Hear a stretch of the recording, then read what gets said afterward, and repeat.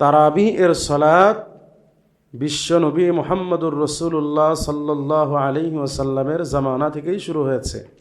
আম্মাজান আয়েশা সিদ্দিকা রাদিয়াল্লাহু তাআলা আনহা থেকে বর্ণিত, রাসূলুল্লাহ সাল্লাল্লাহু আলাইহি ওয়াসাল্লাম রমাজানুল মুবারকে একদিন মসজিদে নববীতে গেলেন। সাহাবীদেরকে নিয়ে তারাবিহ এর সলাত আদায় করলেন। প্রথম দিন করলেন তো সকালবেলা সাহাবা ইকরাম সব জায়গায় আলোচনা করতে লাগলেন।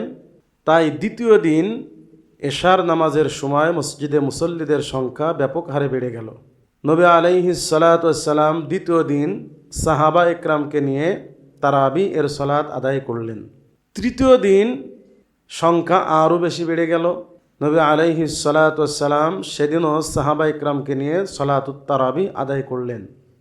তৃতীয় দিন সলাতুত তারাবিহ আদায় করার পরে সাহাবা ইকরামের মাঝে ব্যাপক হারে আলোচনা শুরু হয়ে গেল।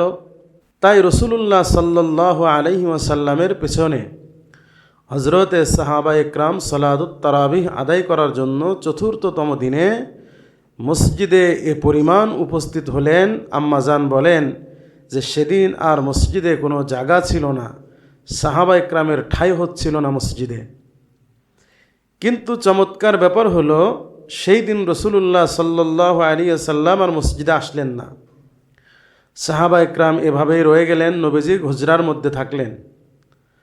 ফজরের সলাতের সময় বিশ্বনবী মুহাম্মদুর রাসূলুল্লাহ সাল্লাল্লাহু আলাইহি ওয়াসাল্লাম মসজিদে তাশরিফ আনলেন, ফজরের সলাত আদায় করলেন এবং সাহাবা ইকরামকে লক্ষ্য করে তাশাহুদ অর্থাৎ খুতবা পাঠ করে নবী আলাইহিস সালাতু ওয়াস সালাম বললেন যে দেখো, তোমাদের বিষয়টা আমার কাছে গোপন নয়, তোমরা সকলে এসেছো মসজিদে আমি জানি, কিন্তু গত 3 দিনের ন্যায় আজকে আমি মসজিদে সলাত আদায় করার জন্য এবং তারাবির সলাত আদায় করার জন্য আমি মসজিদে আসিনি।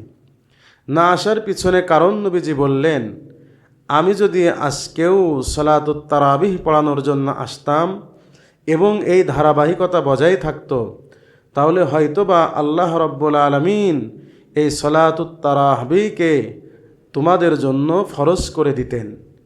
কিন্তু ফরজ হয়ে গেলে এই লম্বা সলাত আদায় করা কষ্টকর হয়ে যেত।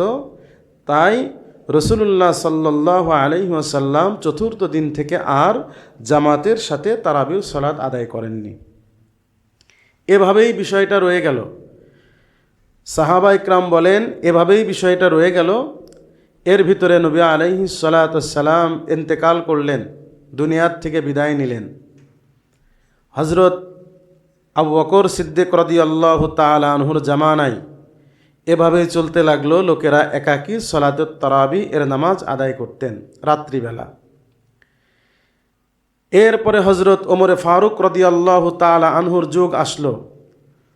হযরত ওমর ফারুক রাদিয়াল্লাহু তাআলা আনহুর যুগ আসার পরে কিছুদিন যাওয়ার পরে এক রমজানে হযরত ওমর ফারুক রাদিয়াল্লাহু তাআলা আনহু মসজিদে নববীতে তাশরিফ আনলেন।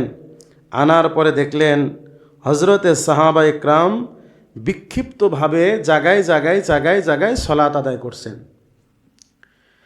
তো তিনি চিন্তা করলেন যে এই যে একই মসজিদের ভিতরে বিভিন্ন জায়গায় অল্প অল্প ছোট ছোট জামাতে সলাত আদায় করছেন, এটা তার কাছে মনোভূত হলো না। তাই তিনি আল্লাহর নবীর একজন জলিল কদর সাহাবী হযরত উবাই ইবনে কাব রাদিয়াল্লাহু তাআলা আনহুর পেছনে সমস্ত সাহাবা ইকরামকে একত্রিত করে দিলেন। তিনি জামাতের সাথে সাহাবা ইকরামকে নিয়ে সলাতুত তারাবিহ বাকায়দা পড়ানো শুরু করলেন। হযরত ওমর ফারুক রাদিয়াল্লাহু তাআলা আনহুর জামানা থেকে ধারাবাহিকভাবে রমাজানুল মুবারকে তারাবিহ এর সলাত জামাতের সাথে পড়ার পদ্ধতি চালু হলো। ওমরের জামানাতে শুধু হয়েছে তাই নয়, নবীজির জামানাতে হয়েছে। নবীজি 3 দিন পড়েছেন, চতুর্দিন থেকে পড়িনি। কেন পড়িনি সেটা আমি বলেছি, যে নবীজি ফরজ হয়ে যাওয়ার আশঙ্কা করছিলেন, তাই তিনি পড়েননি। কিন্তু হযরত ওমর রাদিয়াল্লাহু তাআলা আনহুর জামানায় এসে তিনি জামাতের সাথে বাকায়দা চালু করলেন। তখন পর্যন্ত আনসার এবং মুহাজির সাহাবা ইকরাম অবশিষ্ট ছিলেন, তাদের সামনেই তিনি এই ব্যবস্থাপনা চালু করলেন। কিন্তু কোনো সাহাবী এ ব্যাপারে কোনো এশকাল করলেন না। তাই উলামা ইকরাম বলেন যে হজরত ওমরের এই আমলের প্রতি হজরত সাহাবা ইকরামের ইজমা হয়ে গেছে। অর্থাৎ 20 রাকাত তারাবির সলাৎ জামাতের সাথে আদায় করা যাবে, এ ব্যাপারে সাহাবা ইকরামের ইজমা। আর ইজমা হচ্ছে শরীয়তের 3 নম্বর দলিল, কোরআন সুন্নাহ ইজমা। তাই সলাতুত তারাবিহ জামাতের সাথে আদায় করা হজরত ওমর রাদিয়াল্লাহু তাআলা আনহুর যুগ থেকে শুরু হলেও এটা উম্মতের জন্য পালনীয়। কেন?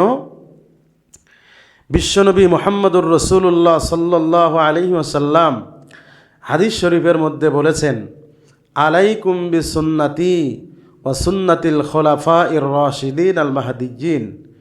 রাসূল পাক সাল্লাল্লাহু আলাইহি ওয়াসাল্লাম বলেন, আমার সুন্নাহ যেভাবে তোমাদের জন্য পালনীয়, আমার হেদায়েত প্রাপ্ত খোলাফায়ে রাশেদা যারা আছে তাদের সুন্নাতও পালনীয়।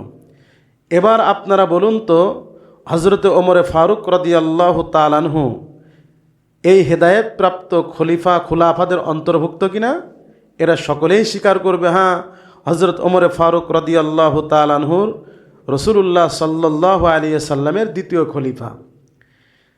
তাই আল্লাহর নবীর সুন্নাহ যেরকমভাবে পালনীয়, আমাদের জন্য অনুসরণীয়, অনুকরণীয়, ঠিক সাহাবা একরাম বিশেষ করে খোলাফায়ে রাশিদিনের সুন্নাহ এটাও আমাদের জন্য পালনীয়। তাই হজরত ওমরে ফারুক রাদিয়াল্লাহু তাআলা আনহুর যুগ থেকে নিয়ে অদ্যাবধি পর্যন্ত বিশ্বের সংখ্যাগরিষ্ঠ মুসলমান সলাতুত তারাবিহ জামাতের সাথে আদায় করে আসছে। এতক্ষণ পর্যন্ত আমরা বুঝতে পারলাম যে সলাতুত তারাবিহ জামাতের সাথে আদায় করতে হবে, এটাই সুন্নাত।